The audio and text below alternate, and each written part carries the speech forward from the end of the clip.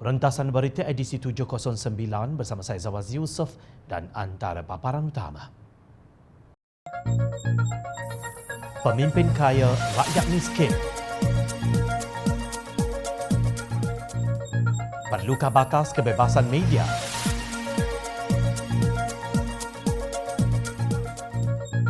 Adib mangsa politik bigotry. Buy Muslim First, Rhetoric Politics.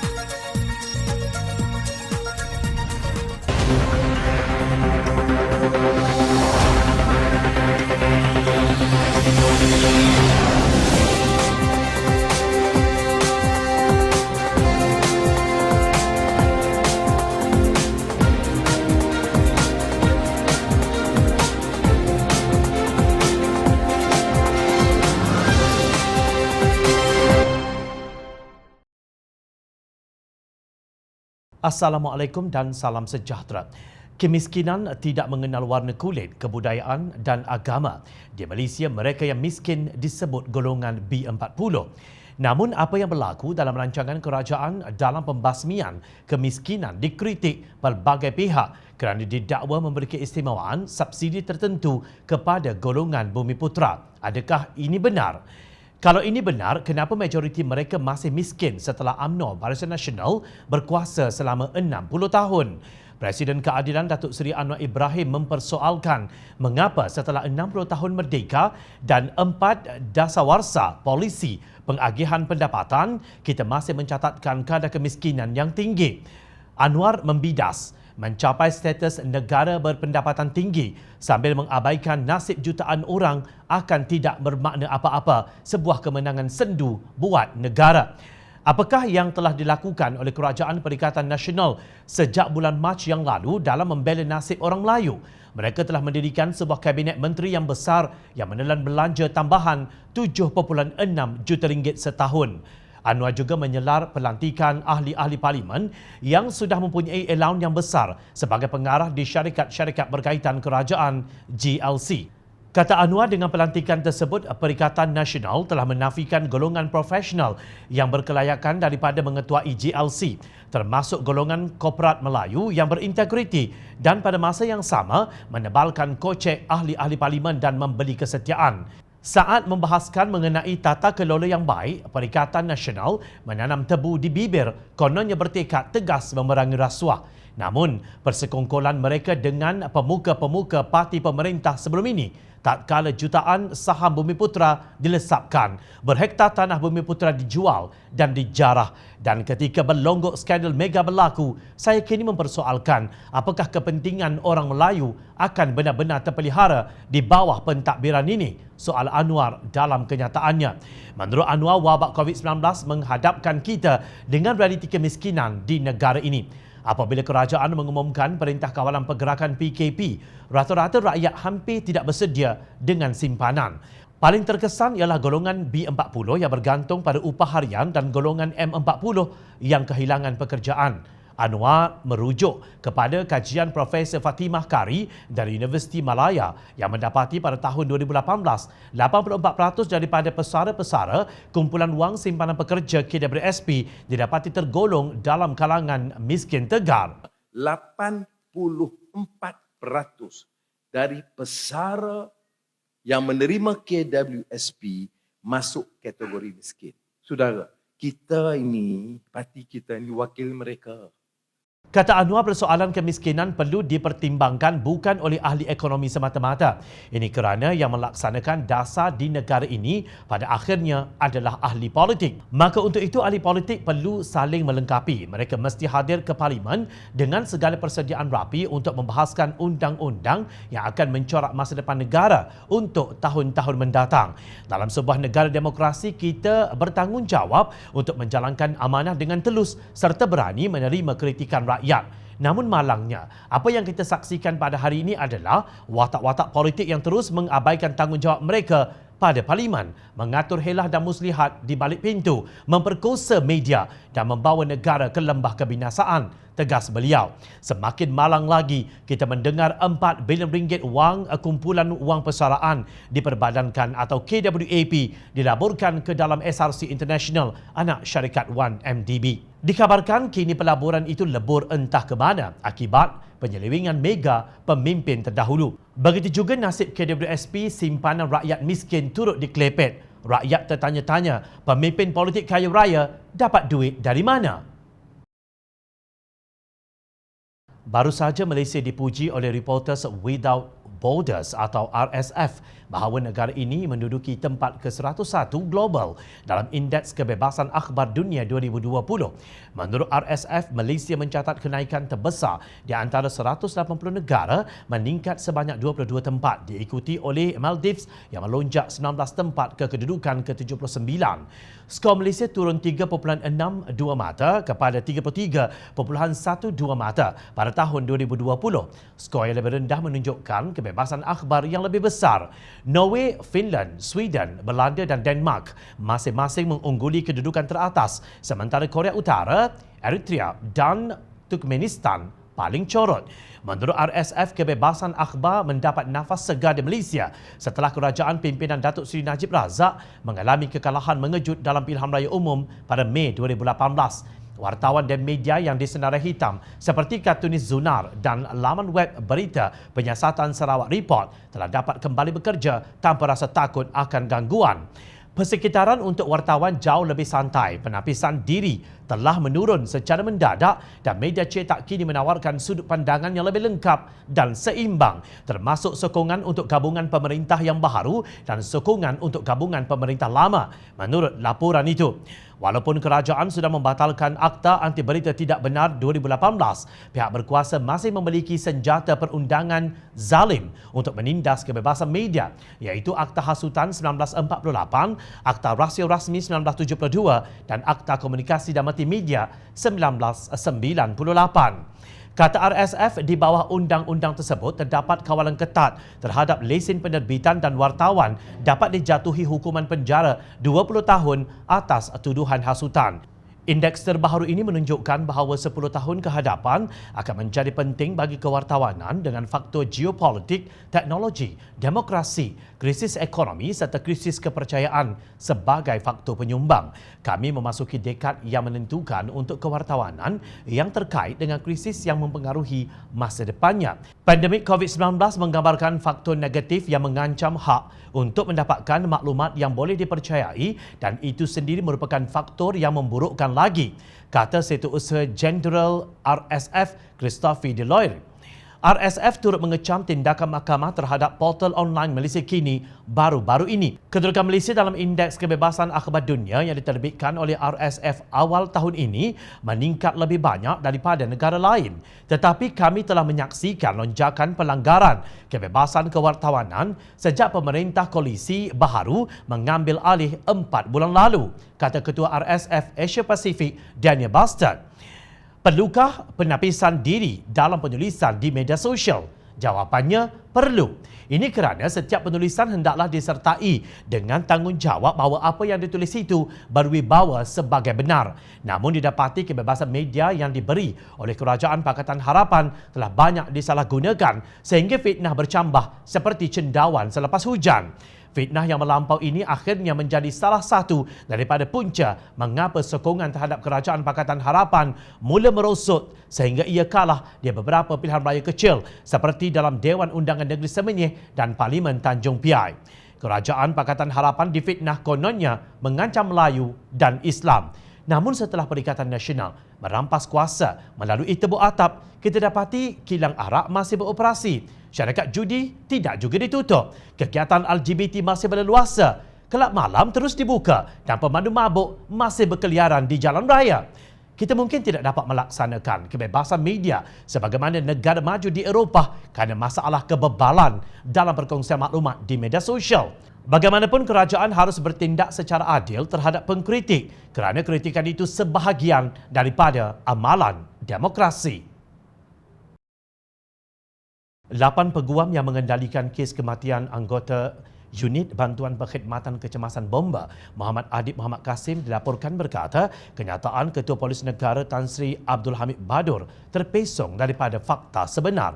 Barisan Peguam berkenaan berpendapat kenyataan Abdul Hamid sebagai tidak benar, menyimpang serta jelas tidak menghormati dan bercanggah dengan keputusan Mahkamah Coroner yang mengesahkan Adib mati dibunuh. Mereka berkata keluarga almarhum Adib amat kesal dengan beberapa bahagian dalam kenyataan Abdul Hamid itu. Ini kerana keluarga Adib meletakkan harapan yang sangat tinggi agar polis Diraja Malaysia PDRM menjalankan siasatan dengan bersungguh-sungguh dan telus bagi mencari dan menangkap pembunuh Adib. Kumpulan peguam Adib terdiri daripada Muhammad Kamaruzzaman Abdul Wahab, Ahmad Taufik Baharum, Syazli Mansur, Muhammad Zubir Embong, Muhammad Tajuddin Abdul Razak, Ahmad Lutfi Awang, Muhammad Zamri Ibrahim dan Yahya Osman. Berdasarkan fakta kes pada 17 Disember 2018, Adib meninggal dunia selepas cedera parah dalam rusuhan di tapak kuil Seri Maha Mariaman USJ 25 Subang Jaya pada 27 November tahun itu. Para peguam Adib berpendapat adalah tidak munasabah bagi Abdul Hamid menggambarkan kononnya Adib tidak diserang kerana tiada kesan kecederaan mempertahankan diri pada tubuhnya. Seperti yang telah diterangkan oleh Mahkamah Coroner di dalam keputusannya yang mendalam, lagi terperinci ketika Adib ditarik dan diserang, dia telah pun berada dalam keadaan separa sedar akibat kecederaan dalaman, iaitu hentakan kuat yang mematahkan tulang rusuknya. Justru dalam keadaan separa sedar tersebut, sudah tentu mustahil untuk arwah mempertahankan dirinya ketika beliau ditarik dan diserang, sekaligus menjelaskan mengapa tiadanya sebarang kesan kecederaan mempertahankan diri pada tubuh badannya menurut kenyataan itu. Kumpulan peguam itu menekankan bahawa Mahkamah Coroner pada 27 September tahun lalu telah memutuskan dapatannya tentang punca dan sebab kematian Adib. Memandangkan keputusan tersebut tidak pernah dicabar oleh mana-mana pihak melalui proses rayuan atau semakan sah, maka ianya adalah kewajipan pihak polis untuk menjuruskan siasatan bagi mencari siapakah dia, dua atau lebih orang yang menyebabkan kematian arwah Adib, dan bukannya mempersoalkan semula punca kematiannya lagi, sama ada dibunuh atau tidak. Sebab hal tersebut telah pun selesai dikeputuskan Mahkamah, ujar peguam keluarga Adib. Kumpulan peguam itu mendakwa mempunyai maklumat bahawa dakwaan Abdul Hamid kononnya PDRM telah memanggil sekali lagi kesemua 30 saksi inkuas adalah tidak benar. Menurut mereka, bapa Adib sendiri tidak pernah dipanggil semula dan terdapat saksi utama lain yang juga tidak dipanggil sehingga ke hari ini. Ini menunjukkan sikap tidak bersungguh-sungguh dalam menjalankan siasatan dan sebaliknya memberikan alasan kononnya telah menemui jalan buntu, berbohong kononnya telah exhausted all means tanpa mengerahkan usaha yang sebenar-benarnya untuk mendapatkan keadilan bagi Adib, dakwa barisan peguam tersebut. Justru kata mereka, keluarga Adib dengan tegas menolak sebarang keperluan untuk siasatan semula punca kematian, kononnya melalui satu pasukan kajian semula.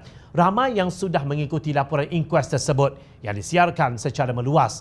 Jelas ia satu kes yang dipolitikkan sejak kuil Seri Maha Mariaman USJ 25 Subang Jaya itu diarah untuk berpindah. Ia dipolitikkan lama sebelum tragedi rusuhan itu berlaku. Ia dipolitikkan oleh pihak yang ada kepentingan dalam pengurusan kuil berkenaan. Ia dipolitikkan oleh kumpulan bigot yang mahu meraih sokongan politik kaum India. Selepas kejadian yang menyedihkan itu, ia dipolitikkan pula oleh PAS. Pengamal agama Hindu menjadi mangsa politik bigot Hindu di negara ini. Adib pula menjadi mangsa kemuncak kebencian hasil pembenihan politik bigot itu. Ungkapan kleptokrasi yang riuh dicanangkan oleh Pakatan Harapan sehingga tular ke dunia antarabangsa rupanya tidak lebih menjadi retorik politik. Demikian kata Ketua Penerangan PAS Kamaruzzaman Muhammad dalam kenyataannya di Harakah Daily. Mungkin Ketua Penerangan PAS tidak membaca berita antarabangsa. Istilah kleptokrasi bukan dimulakan oleh Pakatan Harapan. Ia juga bukan dicanang oleh Pakatan Harapan ke seluruh dunia antarabangsa. Pada 5 Disember 2017, akhbar antarabangsa Reuters melaporkan Program Negara Amerika Syarikat Jeff Sessions menggambarkan skandal rasuah yang bernilai berbilion dolar yang melibatkan dana negara Malaysia sebagai bentuk kleptokrasi terburuk dan mengatakan Jabatan Kehakiman DOJ sedang berusaha untuk memberikan keadilan kepada mangsa. DOJ pada bulan Jun tahun itu mengemukakan beberapa tuntutan undang-undang untuk merampas lebih daripada 1.7 bilion dolar Amerika aset yang dipercayai dicuri dari 1MDB, sebuah dana berdaulat yang ditubuhkan oleh Perdana Menteri Malaysia, Datuk Seri Najib Razak. Peguam Negara Amerika Syarikat mengatakan bahawa aset berkaitan 1MDB menyumbang hampir separuh daripada sejumlah 3.5 bilion dolar Amerika hasil yang disita atau dihalang oleh DOJ yang berkaitan dengan kesalahan pengubahan wang haram. This is kleptokrasi at its worst, kata Jeff Sessions di Forum Global mengenai pemulihan aset di Washington. Menurut transkrip ucapannya yang disediakan di laman web DOJ merujuk kepada kes Malaysia. Maksud kata-kata beliau, ini adalah kleptokrasi yang paling buruk. Tiba-tiba, 3 tahun kemudian seorang pemimpin tertinggi PAS berteriak bahawa Pakatan Harapan mencanang istilah itu dan ia hanya retorik politik. Kebebalan apakah ini? Ingin Jom Channel bertanya, apakah yang terjadi kepada ungkapan Buy Muslim First, BMF, yang riuh dicanangkan oleh PAS di seluruh negara? Bukankah Kamaruzaman yang menjadi juara pencanang itu? Malah naik pengerusi pertubuhan pembela Islam atau pembela Izzat Johari menyalahkan tindakan parti itu.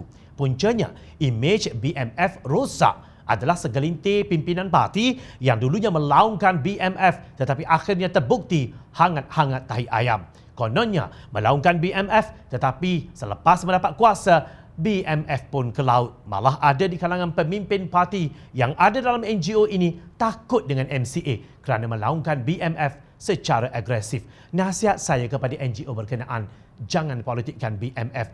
Jangan nak tunggang BMF untuk mencari pengaruh. Salah seorang pimpinan NGO parti ini telah mendapat jawatan dalam kerajaan, juga telah hilang taring yang dulu kononnya lantang tetapi terkepit dek menjaga hati, ujar Izzat dalam satu kenyataan. Kamaruzaman mengajak kita mencontohi kerajaan Kelantan. Katanya daya tahan telah diteladankan pemerintahan PAS selama 30 tahun di Kelantan. Wajar dijadikan panduan. Konsep ubudiyah, masuliyah dan itqan UMI harus diterap dan diperluaskan dalam mencapai takbir urus cemerlang termasuk ke arah pentadbiran patuh syariah. Siapa yang mahu meneladani kerajaan PAS Kelantan yang telah secara tidak langsung menukar ungkapan BMF menjadi Buy Mercedes First apabila mereka membeli kenderaan Mercedes-Benz S450 LAMG sebagai kereta rasmi baharu Menteri Besar Kelantan Datuk Ahmad Yaakob ketika rakyat sedang kelaparan?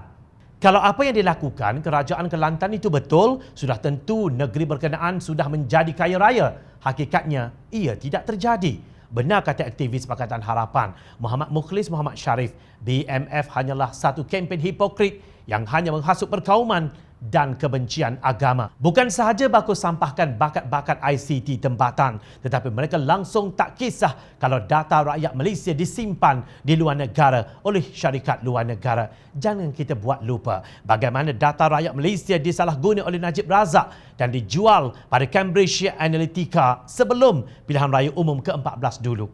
Ujarnya dalam satu hantaran di Facebook beliau. Justru siapa sebenarnya yang bermain dengan retorik politik untuk Kamaruzaman dan sekalian walaun?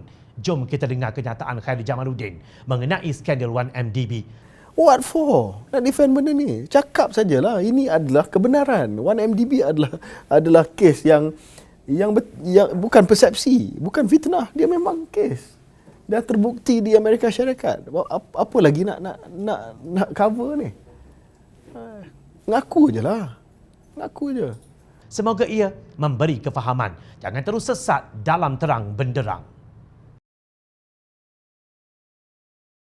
Teruskan layari kami di Jom Channel untuk mendapatkan berita politik tanah air. Saya Zawazi Yusof. Terima kasih untuk perhatian anda. Assalamualaikum, salam sejahtera. Kita jumpa lagi.